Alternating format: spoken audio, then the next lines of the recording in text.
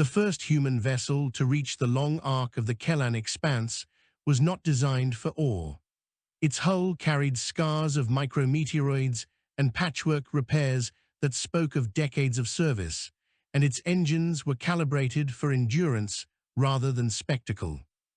Yet when it slid out of translation space and revealed itself against the cold lattice of distant stars, it carried something that no other species had ever delivered so far from its point of origin, an intention that refused to bend. The crew did not cheer, nor did they hold a ceremony. They checked instruments, logged the arrival, and set to work, because that was how humanity had learned to survive the gulf between stars. The expanse did not care about celebration. It cared about whether a thing endured. The vessel was named the Perseverant Reach, a title chosen not by committee, but by a mechanic who had once lost a home to a collapsing orbit and believed names mattered only if they reminded you why you kept moving. Its corridors were narrow, its decks layered with generations of modifications, and its atmosphere smelled faintly of recycled air and oil. Within those walls lived 112 humans, selected not for purity of purpose, but for adaptability. They were engineers who could negotiate, biologists who could fix engines, navigators who could grow food in zero gravity. Humanity had learned, painfully, that specialization was a luxury the universe rarely allowed. Beyond the hull, the Kellan expanse shimmered with unfamiliar radiation patterns and gravitational eddies that made long-range sensors whisper with uncertainty. For 3 cycles, no vessel from any known polity had crossed this region intact. The species of the inner spiral had catalogued it, marked it as unstable, and moved their trade routes elsewhere. Humanity had read the same data and asked a different question, not why it was dangerous, but how. The Perseverant Reach was the answer, built to test every assumption the expanse demanded to be challenged. Captain Mara Quince watched the starfield from the command deck, her hands resting on the edge of the console as if feeling for a pulse. She was not tall, nor did she project authority through volume. Her authority came from consistency. She had been present when the Reach was little more than a framework, had signed off on every major refit, and had buried crew members on worlds that no one would ever name. She did not believe the universe was hostile, only indifferent, and she believed that indifference could be negotiated with if you were stubborn enough. Initial readings stable, said the sensor lead, a man named Joran Pike, whose voice carried the calm of someone who had learned fear was useless without action. Radiation within projected tolerances. Gravitational shear present but manageable. Set a slow drift, Quince replied. No heroics. Let the expanse show us what it wants to do. As the ship adjusted, a low vibration passed through the hull, a reminder that space was not empty but full of forces that would happily tear apart anything careless. The Reach responded with a muted hum, systems compensating in concert.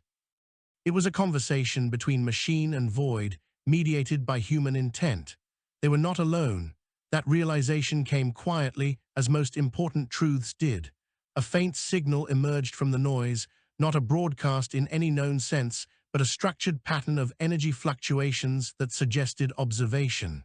The Perseverant Reach had been seen.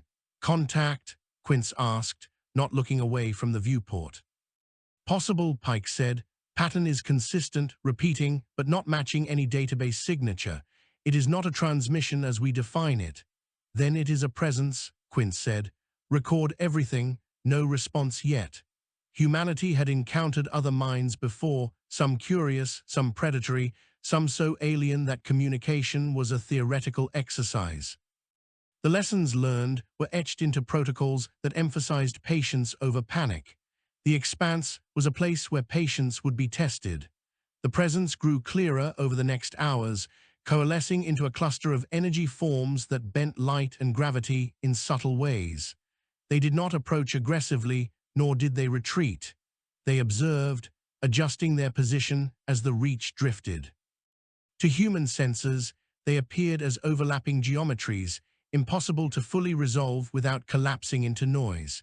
To the crew, they were simply there, undeniable and inscrutable. Biologist Anwen Hale watched the data streams with fascination that bordered on reverence. She had spent her life studying extremophile life, organisms that thrived in conditions thought uninhabitable. The expanse seemed to be an entire ecosystem of such principles scaled to a cosmic level.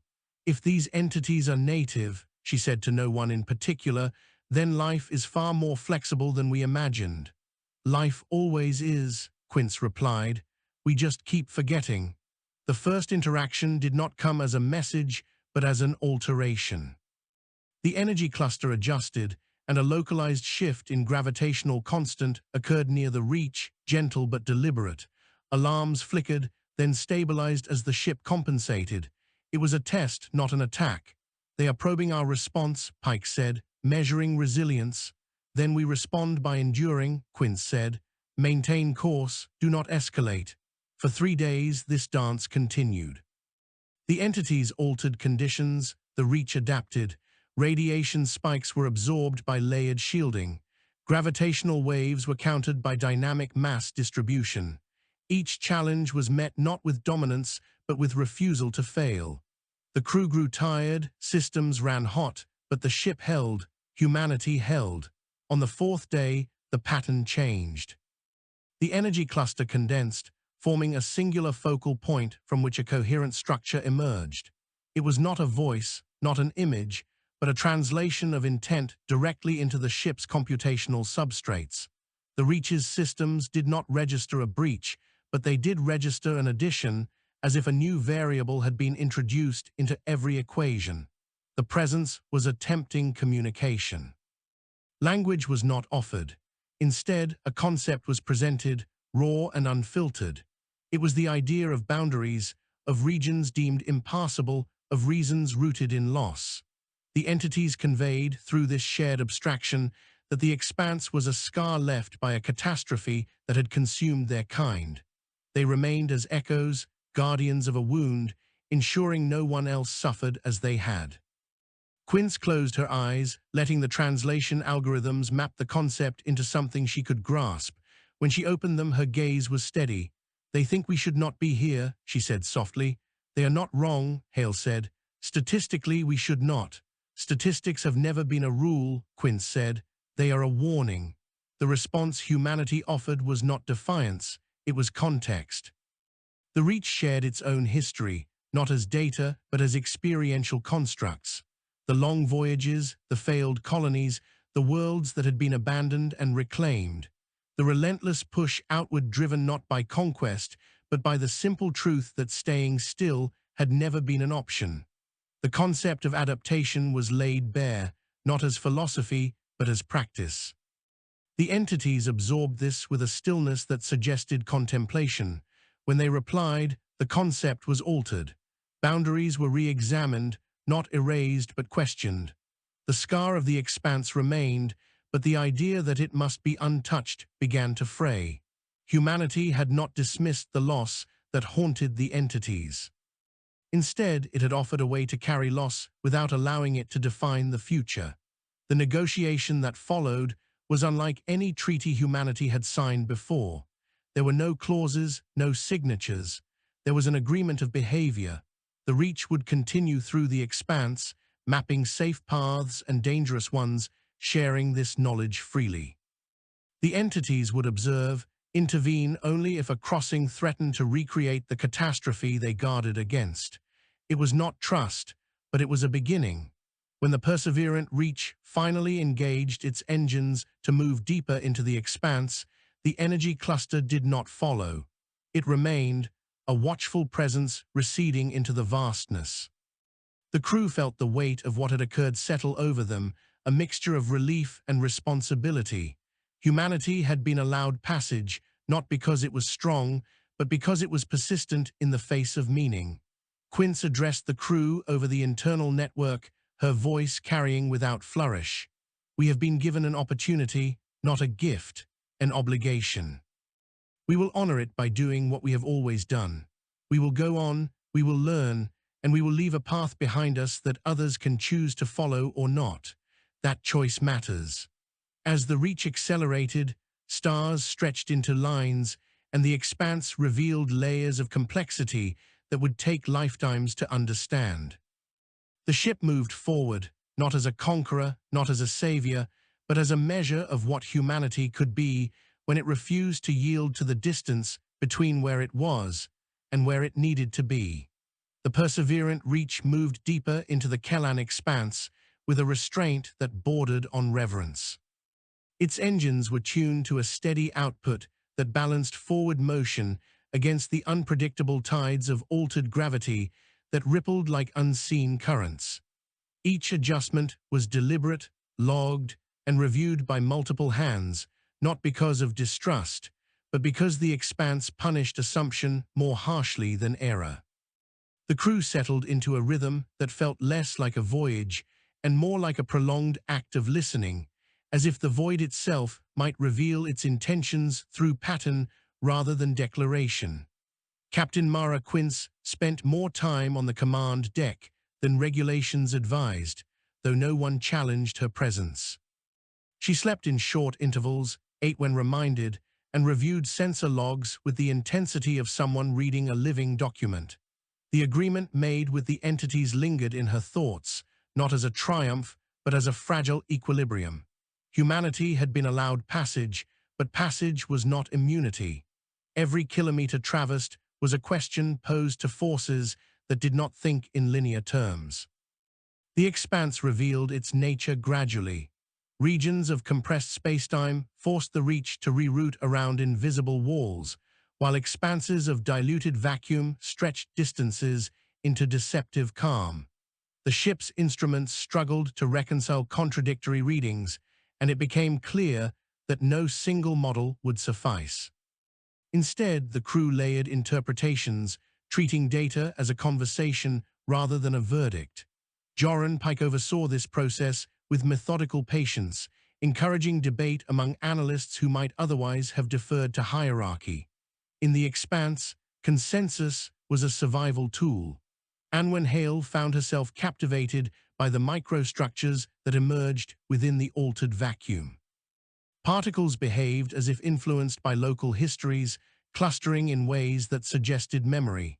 She proposed cautiously that the expanse might be a remnant not only of catastrophe, but of adaptation, a region where reality itself had learned to persist after trauma. Her reports were speculative, but they resonated with the lived experience of the crew. The expanse did not feel dead. It felt altered, shaped by endurance. On the 12th day beyond the point of first contact, the Reach encountered its first true obstacle. A region of extreme temporal distortion lay ahead, a shimmering boundary where time flowed at inconsistent rates. Probes sent forward returned fragmented data, their internal clocks desynchronized beyond easy correction. One probe emerged apparently intact, but transmitted logs that suggested it had experienced months within seconds, its systems degraded by the strain. Another failed to return at all, its signals stretching into an incoherent echo before fading. The crew convened in the Central Operations Chamber, a space designed for problem-solving rather than ceremony. Quince listened as engineers, physicists, and navigators offered interpretations. No one proposed turning back outright, but the question hung unspoken in the air. The expanse did not demand retreat, it demanded choice. If we attempt a direct crossing, Pike said, we risk losing coherence. Best case, we emerge with partial system failure. Worst case, we do not emerge as a unified object. Alternatives, Quince asked. We could skirt the boundary, said a navigation specialist named Corin Voss, but the distortion extends farther than our current maps suggest. It would add weeks, possibly months, to our transit. Quince nodded, absorbing the implications. Time for humanity was both resource and constraint. Supplies were finite, but so was the opportunity to learn. She turned to Hale. What is your assessment? Hale hesitated, choosing her words with care. The distortion appears stable, not static, but patterned. If my interpretation is correct, it may be possible to synchronize with it rather than resist it. We would need to accept internal desynchronization temporarily, allow different sections of the ship to experience time differently, then reintegrate. A murmur spread through the chamber. The idea was radical, bordering on reckless. The reach was robust, but it was not designed to exist as multiple temporal states. Yet the expanse had already forced them to reconsider design as destiny. Quince considered the faces around her, the fatigue etched into lines that had deepened over years of travel. "We were not built for this," she said, "but we were built to adapt. If we avoid every risk, we learn nothing. If we take every risk, we die. This is a calculated gamble." She authorized a controlled experiment. Non-essential systems would be isolated, crew rotated into temporal buffers designed to minimize cognitive dissonance, and the ship would advance incrementally into the distortion, monitoring effects in real time. It was not a solution so much as an attempt to negotiate with physics. The first incursion was disorienting but manageable. Clocks diverged by seconds, then minutes. Crew reported sensations of déjà vu and temporal lag, but training and support protocols held. As the reach pressed further, divergence increased. Compartments experienced hours, while others experienced moments. Data had to be reconciled through translation layers that treated time as a variable rather than a constant. Quince remained in a central nexus where temporal flow was moderated, acting as a reference point. She felt the strain as a subtle pressure, an awareness that events were no longer aligned in the way her instincts expected. Yet she also felt a strange clarity. The expanse was not attacking them. It was expressing itself, and the reach was learning to listen. Midway through the crossing, an unexpected presence emerged. The entities that had first contacted the reach manifested at the boundary of perception, their energy patterns altered by the temporal distortion. They did not intervene directly, but their observation intensified, their focus narrowing. Through the shared conceptual interface, they conveyed concern.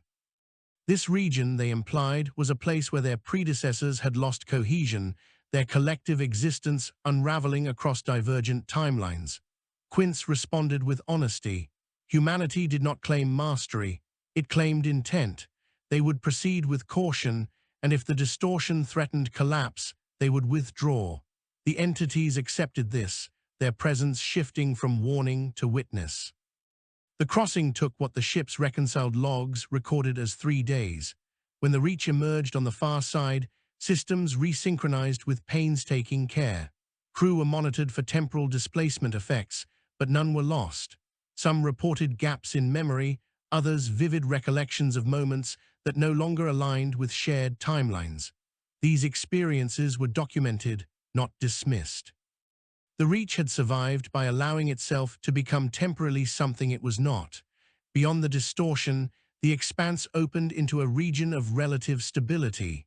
Stars were visible again, their light less warped, their positions more predictable. It was a reprieve, not a resolution. The crew took advantage of the calm to perform maintenance, to rest, and to reflect. The crossing had altered them, not just physically but philosophically. Time, once a shared foundation, had become negotiable. It was during this period that the reach detected another vessel. The signal was unmistakably artificial, a structured emission that cut through background noise with intent. It originated from a cluster of matter ahead, a conglomeration of asteroids bound by a delicate gravitational dance. The vessel was stationary, its power output minimal but sustained. Its design did not match any known human architecture, nor did it align with the energy entity's patterns. It was something else, something that had also chosen to remain within the expanse. Quince ordered a cautious approach. The reach reduced speed, broadcasting a simple pattern of presence rather than language. The response was delayed, as if the sender needed time to consider. When it came, it was fragmented, a series of mathematical constructs interwoven with symbolic representations of structure and function. It was not an invitation, but it was not a warning. The two vessels approached until visual confirmation was possible. The alien craft was elongated, its hull composed of interlocking segments that suggested modularity. Scars marked its surface, not from battle, but from prolonged exposure to environmental extremes. It had endured. Hale studied the imagery with keen interest. Its design prioritizes repair and reconfiguration, she said. This is not a ship built for travel alone. It is a habitat, a workshop. The communication that followed was painstaking. Translation required building a shared framework from first principles, using physics as a common language. Over hours, then days, meaning began to emerge. The occupants of the vessel were a species that had once been nomadic, traversing the galaxy in vast migratory fleets. The catastrophe that created the expanse had shattered their networks, leaving isolated groups stranded in regions others avoided. This vessel was one such remnant, its crew reduced over generations, their culture distilled to survival and maintenance. They had observed the Reach's passage through the temporal distortion with a mixture of hope and apprehension. No vessel had crossed that boundary intact since the catastrophe. Humanity's success challenged assumptions that had calcified into doctrine. The remnant species did not ask for rescue, they asked for understanding. How had the Reach adapted without losing itself? Quint shared humanity's story, not as myth, but as accumulation. Worlds lost, lessons learned, the refusal to define failure as final. The remnant listened, their responses tinged with something akin to disbelief.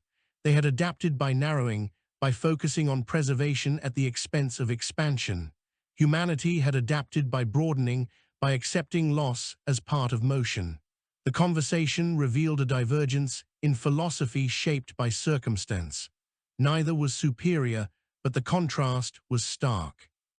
The remnant species had survived by becoming smaller, more cautious. Humanity had survived by becoming flexible, willing to risk fracture for the chance of growth. The entities of the expanse observed this exchange with renewed interest. Through subtle shifts in their conceptual presence, they acknowledged the significance. The expanse was no longer just a boundary. It was a meeting place for those shaped by catastrophe in different ways. After days of dialogue, an agreement formed. The remnant vessel would share its localized maps of the expanse, data refined by centuries of observation from a fixed position. In return, the Reach would share its dynamic models and its intent to create navigable paths through the region. The remnant did not commit to leaving, but the idea was no longer unthinkable. As the Reach prepared to depart, Quince reflected on the pattern emerging. Humanity did not arrive as a conqueror or a savior. It arrived as a catalyst, not through superiority, but through willingness to engage with uncertainty. The expanse, once a symbol of loss, was becoming a testament to resilience in multiple forms. When the perseverant Reach resumed its journey, it carried more than data.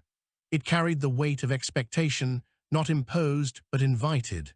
The distance ahead remained vast, unyielding in its scale, but humanity had learned that distance was not merely a measure of space.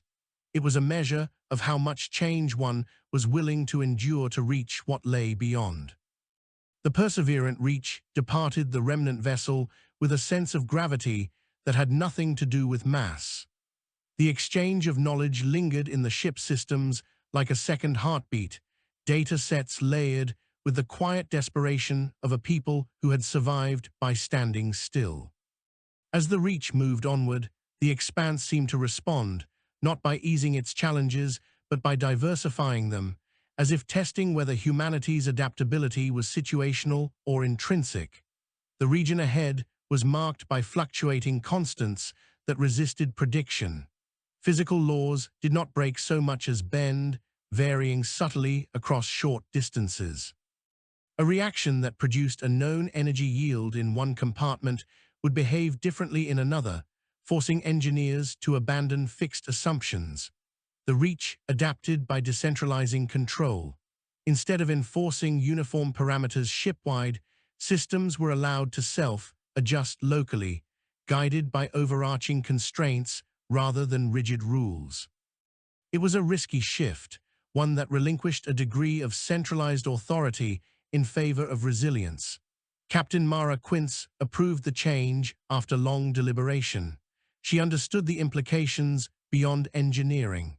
Humanities institutions had often struggled with the balance between control and adaptability, and the Reach was a microcosm of that tension.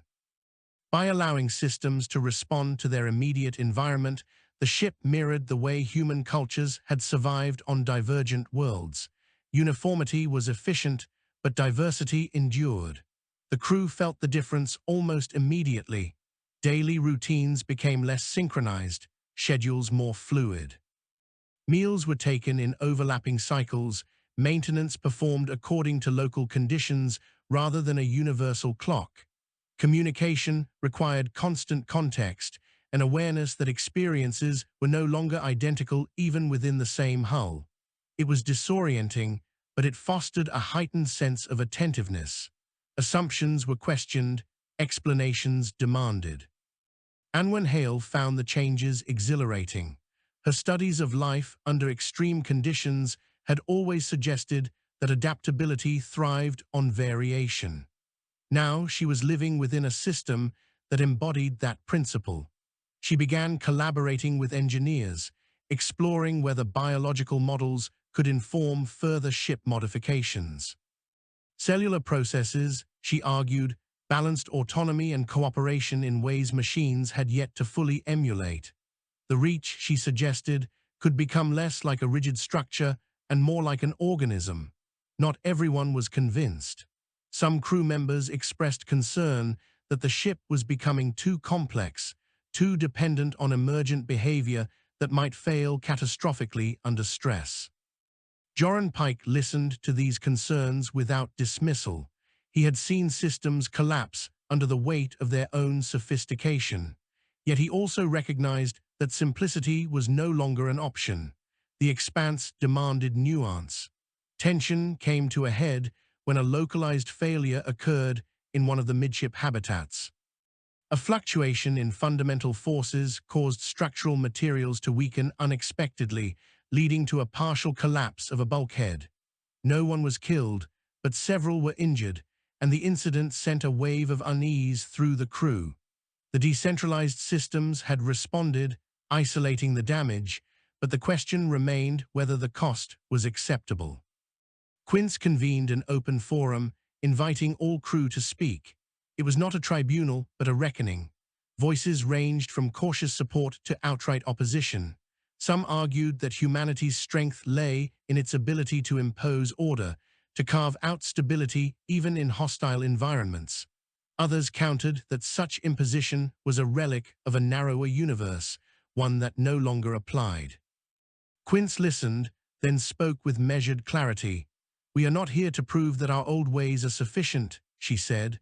"We are here because they were not.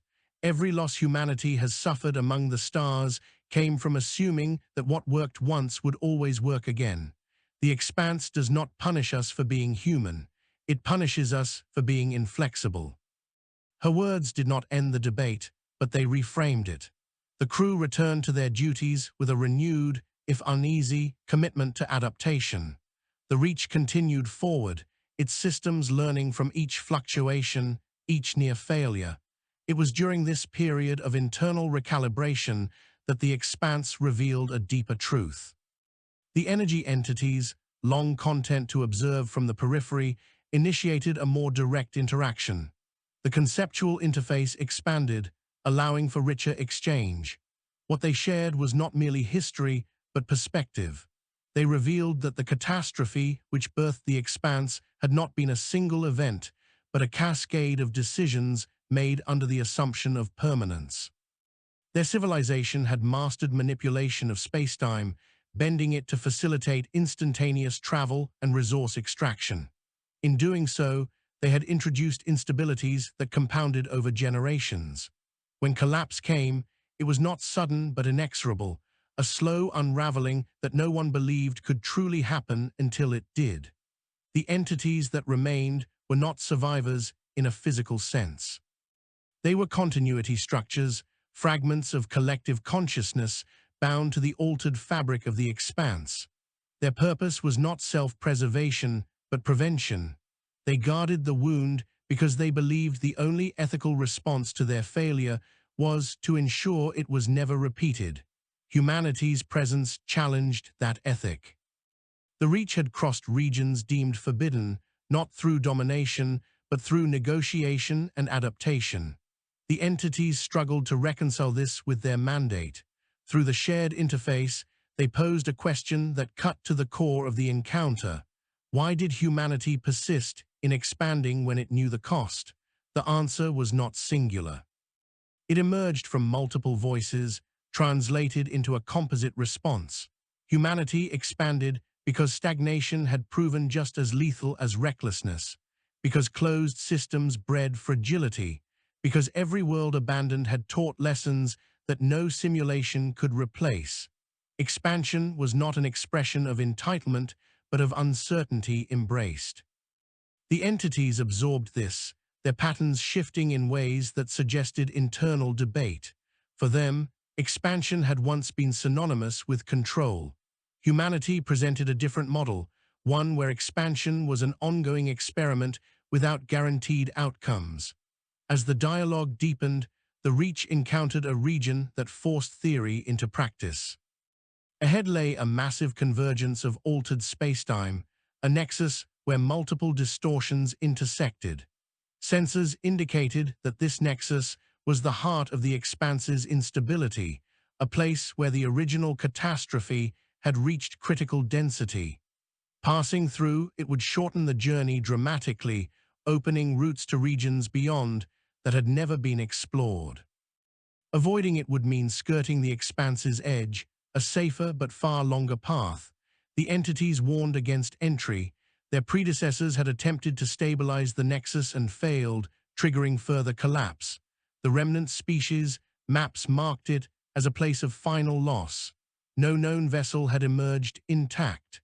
The crew of the Reach faced the most consequential decision of the voyage. To enter the nexus was to challenge not only physical limits, but ethical ones. If they failed, they risked exacerbating the very instability the entities sought to contain. If they succeeded, they might redefine what was possible. Quince did not rush the decision. She ordered a full analysis, integrating data from the entities, the remnant species, and the Reach's own experience. Simulations were run, each producing different outcomes depending on assumptions. There was no clear answer, only probabilities weighted by philosophy. In private, Quince wrestled with the burden of leadership. She had accepted command knowing that some decisions could not be justified by precedent. This was one of them. The Reach was more than a ship now. It was a statement about how humanity engaged with the unknown. She sought counsel not from hierarchy, but from conversation. She spoke with Hale about life's capacity to recover from disturbance. She spoke with Pike about system resilience and failure modes. She spoke with junior crew members whose perspectives were unburdened by decades of institutional memory. A pattern emerged, not of consensus, but of readiness. The crew understood the risk. They also understood the cost of avoidance. When Quince addressed the entities, her response was measured and respectful. Humanity acknowledged the pain embedded in the expanse. It did not dismiss the Guardian's caution, but it proposed a collaboration. If the Reach were to attempt the Nexus, it would do so transparently, sharing real-time data and accepting intervention if instability reached unacceptable thresholds. The goal was not to conquer the Nexus, but to understand it, to see whether adaptation could succeed where control had failed. The entities hesitated. Their existence was defined by restraint, by the belief that some boundaries must never be crossed. Yet humanity had already crossed many, not recklessly but deliberately. After extended deliberation, they agreed to a limited attempt. The Reach would approach the Nexus, probing its edges, retreating at the first sign of cascading failure. The approach was unlike anything the crew had experienced. Space folded and unfolded, distances compressing and expanding unpredictably. The Reach's decentralized systems proved their worth. each section responding to local conditions with autonomy guided by shared intent. Time stretched and compressed, but integration held. The ship did not impose order on the Nexus. It adapted to it, flowing through gradients rather than resisting them. As the Reach neared the core, the entities intensified their monitoring. Through the interface, they experienced something unexpected. The Reach's passage did not amplify instability. In some regions, fluctuations dampened, as if the ship's adaptive responses were introducing new equilibria. It was not stabilization in the traditional sense, but neither was it destruction. It was coexistence. The attempt was cut short by design. At the first indication of runaway distortion, Quince ordered a withdrawal. The Reach retreated along its own wake, systems straining but intact. When it emerged into more stable space, the crew was exhausted but alive. More importantly, they had gathered unprecedented data. The entities were changed by the encounter. Their patterns reflected something like cautious hope. For the first time since the catastrophe, the Nexus had been engaged without catastrophe following. The wound had not healed, but it had not deepened. In the aftermath, the Reach's logs were filled with analysis and reflection. The expanse was no longer just a barrier or a memorial. It was a dynamic system capable of interaction. Humanity had not solved it, but it had reframed it. As the perseverant Reach set course for the far side of the expanse, the crew understood that they were carrying more than discoveries. They were carrying a challenge to long-held assumptions about safety, progress, and responsibility. The distance ahead remained vast, but the measure of that distance had changed. It was no longer defined solely by how far one could go, but by how much one could change without losing the core of what made the journey worthwhile. The perseverant Reach moved away from the Nexus with a deliberate slowness that felt almost ceremonial. No one said it aloud, but the crew understood that they had brushed against something foundational and emerged altered. The ship itself bore the marks of the attempt, not as damage, but as subtle reconfigurations written into its systems.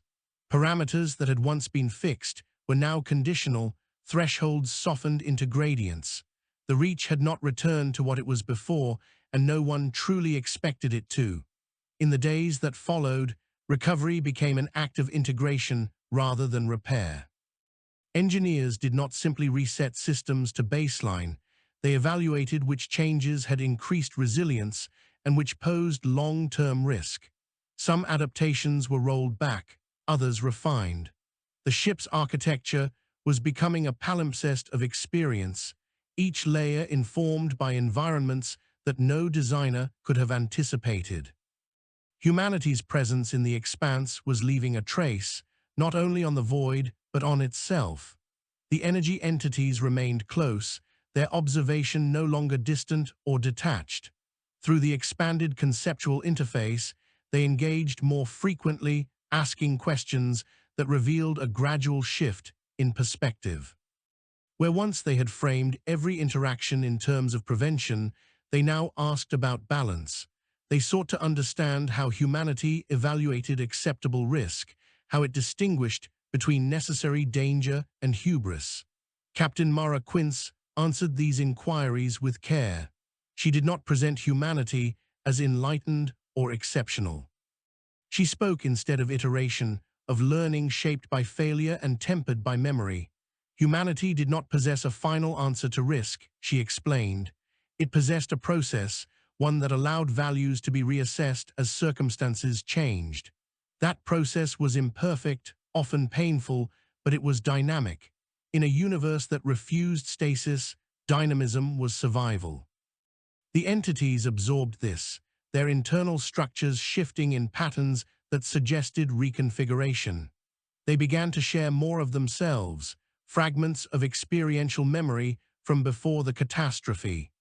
These were not nostalgic recollections, but analytical records of decision-making processes that had once seemed sound. The Reach's analysts studied them carefully, identifying points where confidence had hardened into assumption, where safeguards had been dismissed as redundant. Joran Pike noted the parallels to human history. Civilizations that had mastered their environments often struggled when those environments changed. The difference, he observed, was not intelligence, but willingness to question success. Humanity's advantage, if it could be called that, lay in its persistent dissatisfaction with equilibrium. As the reach pressed onward, the expanse began to thin. Distortions became less severe, though never absent. Regions of relative calm alternated with pockets of unpredictability, demanding constant vigilance. The crew adapted to this rhythm, their routines flexible by necessity. Fatigue was managed through rotation and mutual support, an acknowledgement that endurance was as much social as technical. It was during a routine survey of a comparatively stable region that the Reach encountered evidence of something unprecedented. Long-range sensors detected a pattern of altered spacetime that did not match known expanse phenomena. It was localized, symmetrical, and persistent, suggesting deliberate modification rather than residual instability. At its center lay a structure. The object was vast, dwarfing the Reach by orders of magnitude. It did not resemble a station or vessel in any conventional sense. Its form was an intricate lattice of energy and matter, interwoven in ways that defied simple classification. It was embedded within the expanse itself, drawing power from the very distortions that define the region. The entities reacted immediately, their patterns flaring with recognition and unease. Through the interface, they conveyed that this structure was an artifact of their lost civilization, a project abandoned mid-construction when the catastrophe accelerated beyond control. It had been intended as a stabilizing anchor, a means of redistributing spacetime stress across a controlled framework. Its failure to activate fully had been one of the final signs that collapse was imminent. The structure had remained dormant for millennia, too dangerous to approach, too incomplete to serve its purpose. The entities had marked it as forbidden, a reminder of overreach. Yet here it was, still extant, its systems decayed but not inert. Humanity's arrival had changed the context. The Reach's adaptive passage through the Nexus had demonstrated interactions that the artifact's designers had not conceived. The question arose naturally, though no one rushed to voice it. Could the structure be re-examined, perhaps even repurposed? Or was it a relic best left untouched, a monument to a failure too costly to repeat? Quince convened her senior crew and invited the entities to participate fully in the discussion. The conversation that followed was among the most complex humanity had ever engaged in. Technical analysis intertwined with ethical debate, historical trauma with future possibility. The entities argued that the structure embodied the arrogance that had led to disaster. To engage with it risked reopening wounds that had never healed. Hale countered with a biological analogy. Scars, she noted, were evidence of healing, not just injury. They altered function but did not preclude it. In some cases, scar tissue provided strength in unexpected ways. Avoidance, she argued, preserved memory but prevented adaptation. Others raised concerns about unintended consequences. The expanse was a delicate system, however hostile. Altering it, even with good intentions, could trigger cascading effects beyond prediction. Humanity had a long history of interventions that solved one problem while creating others. Quince listened, then asked a different question. What is the cost of doing nothing? She said. Not in terms of safety, but in terms of stagnation. This structure is already here. It is already interacting with the expanse. We are not choosing between action and inaction. We are choosing between engagement and ignorance. The entities responded with a somber acknowledgement. They had chosen ignorance for generations, not out of apathy, but out of fear. That fear had preserved what remained of them, but it had also frozen their understanding. Humanity's presence had already disrupted that equilibrium. Perhaps engagement, if approached differently, could be reframed as stewardship rather than control. A compromise emerged. The Reach would not attempt to activate the structure in its original design. Instead, it would study it as an open system, mapping its interactions with the expanse without imposing a singular function. Any modification would be reversible, incremental, and subject to collective oversight. The entities would monitor closely, retaining the authority to halt the process if destabilization occurred. Approach protocols were established with painstaking care. The Reach advanced slowly, deploying probes that adapted their configurations in real time. Data streams flooded the ship, revealing a complexity that challenged existing models. The structure was not merely a machine, but a framework capable of learning, its incomplete systems responding to stimuli in unpredictable ways. As analysis deepened, a realization took shape. The artifact had not failed solely because of design flaws. It had failed because it had been conceived as a solution rather than a participant. It sought to impose stability rather than negotiate it. Humanity's adaptive methodologies offered an alternative. Instead of forcing equilibrium, the structure could be guided to accommodate fluctuation, acting as a mediator rather than an anchor. The entities watched this reframing with something like awe. Their civilization had pursued mastery as an end state. Humanity pursued survivability as a process.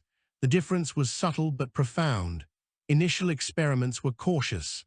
The Reach introduced minor adaptive protocols into peripheral subsystems of the structure, observing how they propagated. In some areas, distortions softened. In others, new patterns emerged, not calmer but more coherent. The expanse did not resist these changes. It responded. There were setbacks. One modification amplified a localized instability, forcing an immediate rollback. The entities intervened, their energy patterns dampening the surge. Trust was tested and reaffirmed through transparency. No one pretended omniscience. Every decision was provisional. As weeks passed, a tentative equilibrium began to form around the structure. It did not stabilize the expanse in any absolute sense, but it created zones of predictability where none had existed. Navigation models adjusted, revealing potential corridors that could reduce the danger of passage. The expanse was not being healed, but it was being translated into something more legible. The psychological impact on the entities was significant. They began to reconsider their identity as guardians of a wound. Perhaps they could become facilitators of recovery, not by erasing the past, but by allowing the future to diverge from it. Humanity had not asked them to abandon their caution, only to apply it dynamically. For the crew of the Reach, the work was exhausting and exhilarating in equal measure. They were no longer merely explorers. They were collaborators in a process that transcended species and history. The responsibility weighed heavily, but it was shared. When the perseverant Reach finally prepared to depart the structure's vicinity, it left behind more than data.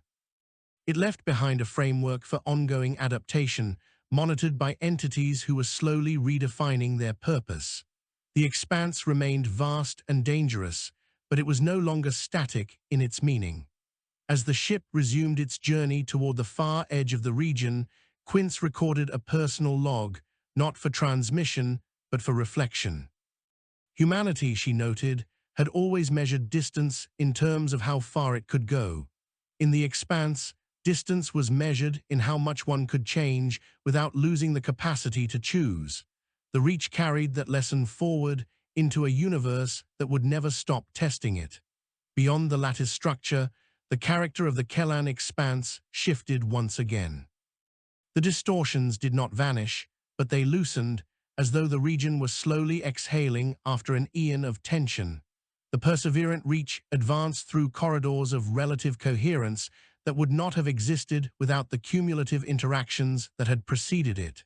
The crew did not mistake this for victory. They understood it as consequence. The expanse was responding, not yielding. With distance from the structure came space for reflection, and reflection brought unease alongside relief. Humanity had intervened in a system shaped by catastrophe and memory, and while the results were promising, they were incomplete. The Reach carried within it the weight of that incompleteness. Every model, every projected route, rested on assumptions that could be invalidated by a single unanticipated interaction. Adaptation had become second nature, but vigilance was its necessary companion. Captain Mara Quince sensed a change in the crew that went beyond fatigue. There was a quiet intensity to their work, a shared awareness that what they were doing extended far beyond their own survival. The data they carried would reshape how other species approached the expanse, how they understood boundaries labeled impassable. Humanity had become a reference point, not through proclamation, but through demonstrated endurance. That role brought risk of a different kind. If humanity was seen as a pathfinder, it could also be seen as an instigator. Quince knew from history how easily persistence could be misinterpreted as inevitability, how quickly adaptation could be framed as license.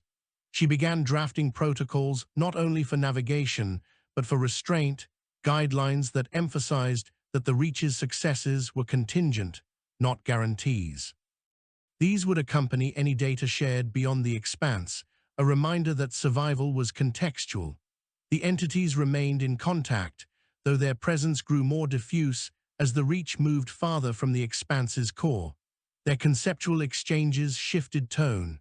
Where once they had sought to warn and constrain, they now asked how they might participate in what followed. Their existence, bound to altered spacetime, limited their mobility, but not their influence. They contemplated how their accumulated memory could be shared without calcifying into doctrine. Joran Pike worked closely with them, translating experiential records into flexible frameworks rather than prescriptive rules. He insisted that any knowledge passed on include its own uncertainty, margins of error that invited revision. The entities found this unsettling. Their civilization had valued precision and finality, yet they could not deny that finality had been part of their undoing. As the Reach progressed, long-range sensors began to detect signs of activity beyond the expanse. The far side was not empty. Stellar formations clustered there in configurations absent from human charts, their spectra suggesting chemical abundances that hinted at complex planetary systems. The prospect stirred a cautious excitement among the crew. They were approaching a region of space that humanity had never observed directly, not because it was distant, but because it had been inaccessible. Approach to the boundary revealed a final challenge. The transition zone between the expanse and the relatively stable space beyond was marked by a turbulent interface, where distorted and conventional physics overlapped chaotically. The Reach's models struggled to predict behavior there. Probes sent ahead returned conflicting data, some indicating smooth transition, others catastrophic shear. Anwen Hale proposed that the interface behaved less like a wall and more like an ecological edge, a boundary where competing regimes interacted dynamically. In such zones, she noted, diversity and instability often peaked. Attempting to force a uniform transition might exacerbate conflict between regimes. Allowing for gradual blending could reduce stress. Applying this insight required another shift in the Reach's operation. Rather than configuring the ship for a single mode of physics, systems were prepared to operate concurrently under different assumptions, with mediation layers resolving conflicts as they arose.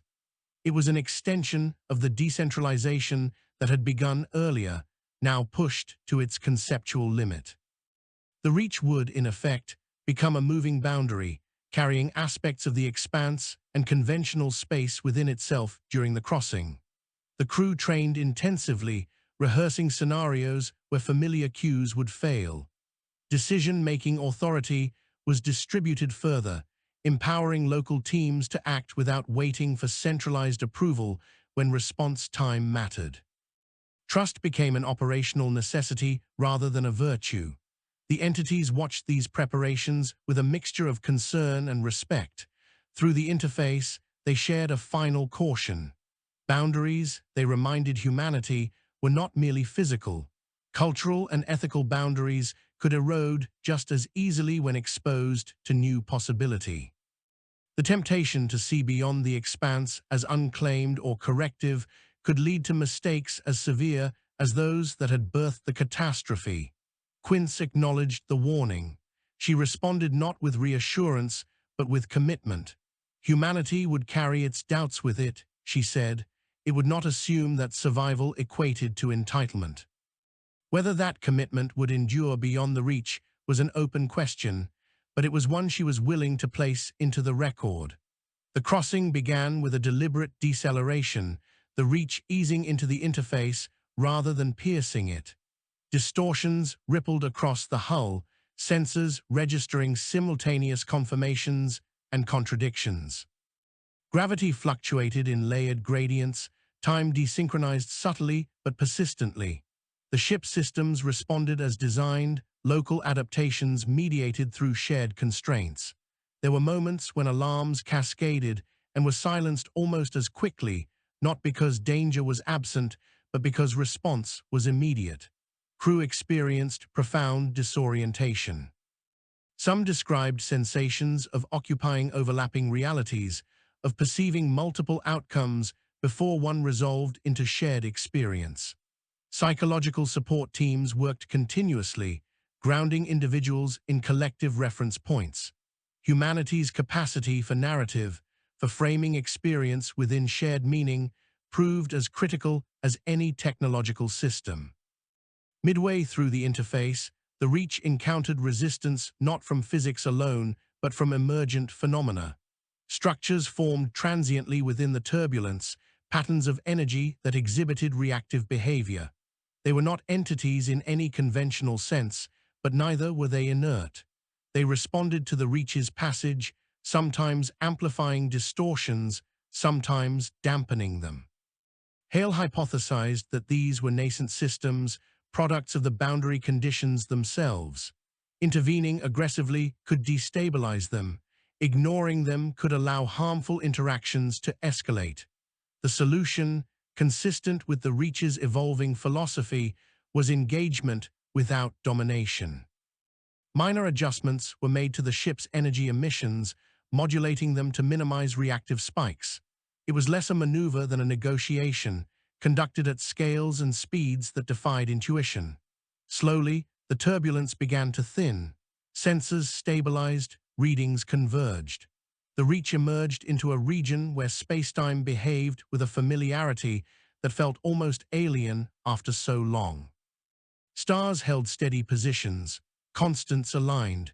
The expanse lay behind them, still present but no longer all-encompassing. The moment passed without fanfare. There was no cheer, no announcement. The crew simply continued their work, verifying integrity, re-establishing baselines, caring for one another. Only later, when immediate demands eased, did the significance settle in. Humanity had crossed not just a region of space, but a conceptual boundary that had defined limits for generations. The entities did not follow. Their existence remained bound to the expanse, but their influence did not end there. Through the interface, now attenuated by distance, they conveyed a final message. They would continue to observe, to adapt their guardianship into something more flexible. The wound would remain, but it would no longer be isolated from the future. As the perseverant Reach set course deeper into the unexplored region beyond, it carried with it the accumulated weight of the expanse. Humanity had not conquered it. It had conversed with it, learned from it, and been changed by it. What lay ahead was unknown, but that was no longer a barrier.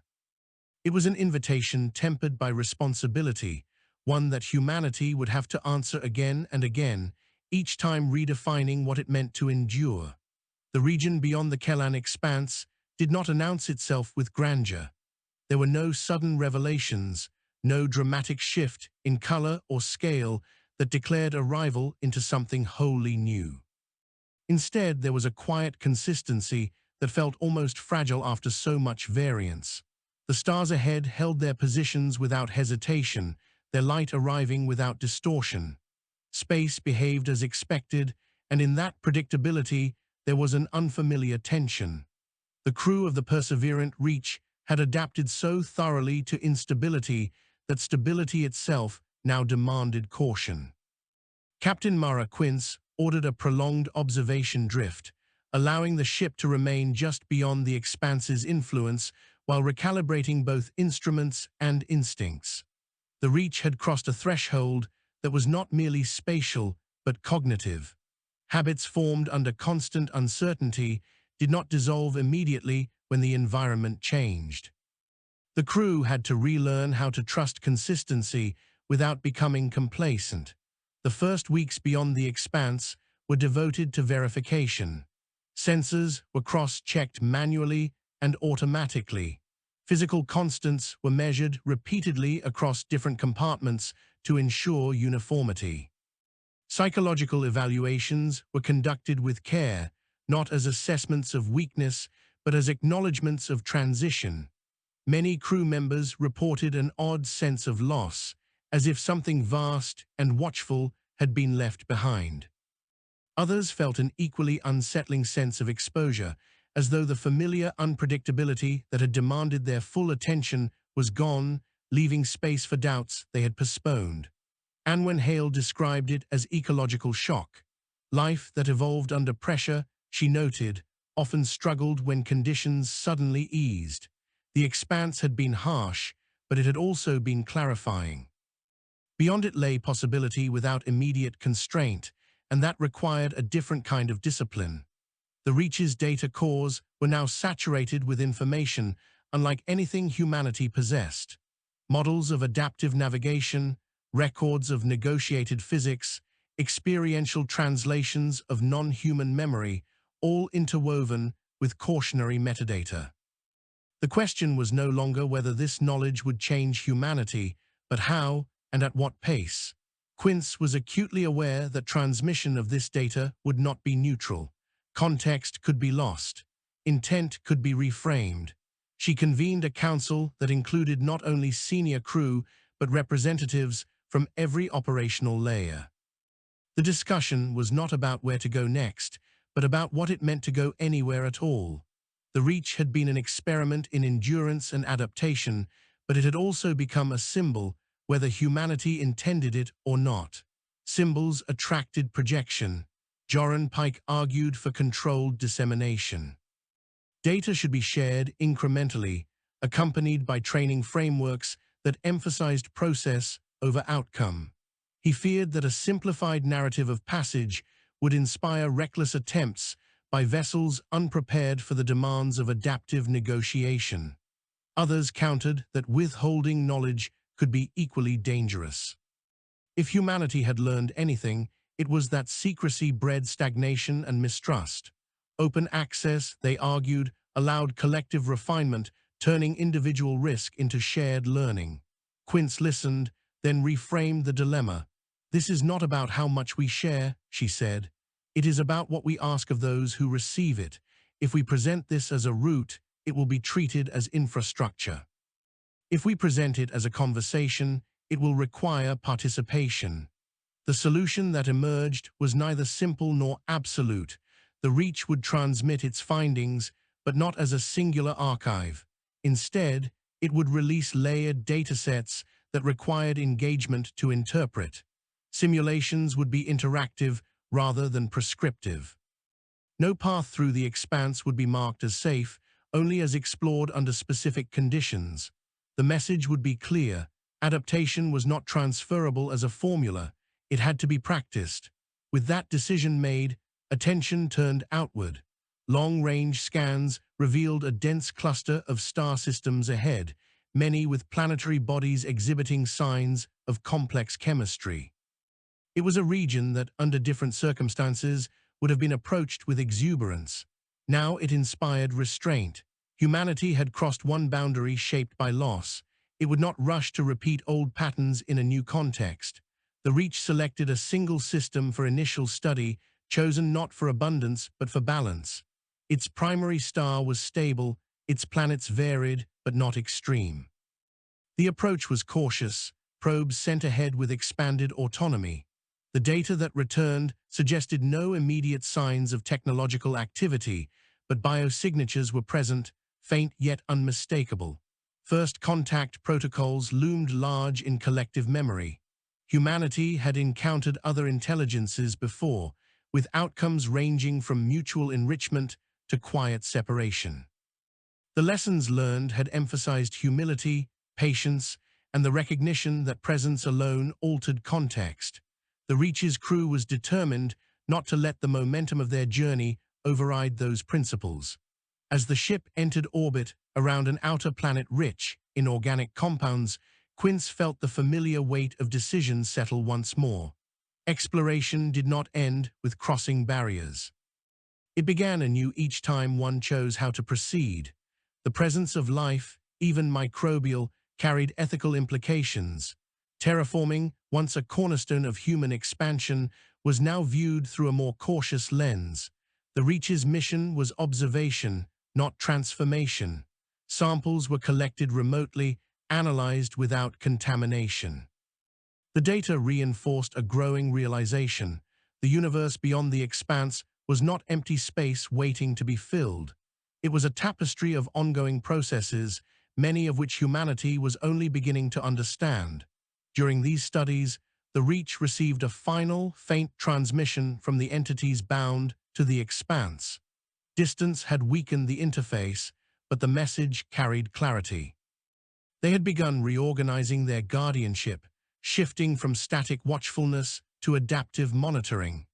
Inspired by humanity's example, they were experimenting with limited interventions that responded to change rather than forbidding it outright. The wound would remain, but its stewardship would evolve. Quince recorded her response with care, acknowledging the shared journey without claiming authorship of its direction. Humanity had not taught the entities how to adapt. It had reminded them that adaptation was possible without erasure of memory. As weeks turned into months, the perseverant Reach continued its survey, mapping not just space, but its own internal equilibrium. Crew rotations stabilized. Systems previously held in adaptive flux were gently re-anchored where appropriate. The ship learned when to remain flexible and when to commit. This balance, more than any single innovation, felt like the voyage's true legacy. Eventually, the time came to transmit the Reach's accumulated knowledge back toward human space. The signal was carefully encoded, designed to unfold over time rather than arrive as a single revelation. It carried not just data, but questions, prompts that invited those who received it to engage critically rather than consume passively. When the transmission was sent, there was no immediate response. The distances involved ensured a long silence before any acknowledgement could return. This silence, unlike those humanity had feared in the past, felt appropriate. It was the quiet of process unfolding beyond immediate perception. In her final address to the crew before entering a new phase of the mission, Quince spoke without ceremony. "We crossed the expanse because we believed distance was something to be measured and endured," she said. "What we learned is that distance is also internal. It is the space between what we are and what we are willing to become. We did not eliminate that space. We learned to live within it." The perseverant Reach adjusted its course, engines humming with familiar steadiness. Ahead lay regions of space that would challenge humanity in ways yet unimagined. Behind lay a scarred expanse that had been transformed not by conquest, but by conversation. The universe remained vast, indifferent, and complex. Humanity's place within it was still uncertain, but the measure of unyielding distance had shifted. It was no longer defined solely by how far one could travel, but by how persistently one could choose adaptation over fear, responsibility over entitlement, and engagement over retreat. The Reach carried that measure forward, one deliberate passage at a time, into a future that would never be fully known and no longer needed to be.